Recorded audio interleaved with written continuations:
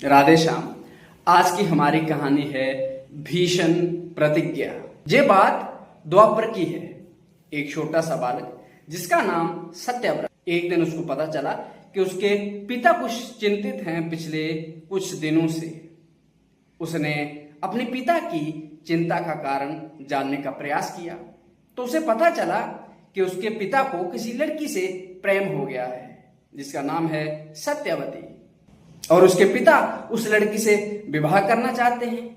लेकिन जो लड़की का पिता है उसकी कुछ शर्तें हैं और सत्यव्रत के पिता उस लड़की के पिता की शर्तों को नहीं मान सकते, जिस कारण से विवाह नहीं हो पाया। लेकिन वो बालक बहुत बड़ा मातृ पितृ भक्त था। उससे अपने पिता की चिंता देखी नहीं गई और वो लड़की के पिता के पास गया और उनसे प्रार्थना की कि आप अपनी लड़की का विवाह मेरे पिताजी से करवा दीजिए। तो लड़की के पिता ने कुछ शर्तें रखी और बोला, अगर ये मेरी शर्तें पूरी होंगी तभी मैं अपनी लड़की का विवाह तुम्हारे पिता से करवाऊंगा, कि विवाह के बाद मेरी बेटी ही रानी बनेगी। सत्यव्रत ने मान लिया। उसके बाद दूसरी शर्त, मेरी बेटी की संतानें ही आने वाले समय में राज्य करेंगी। सत्यव्रत ने उस शर्त को भी मान लिया। लेकिन फिर भी लड़की का पिता सत्यव्रत के पिता से शादी करवाने के लिए राजी नहीं हुआ। तो सत्यव्रत ने फिर और जानने का प्रयास किया कि आप क्यों राजी नहीं हुए, क्योंकि मैंने तो आपकी शर्तें मान ली हैं।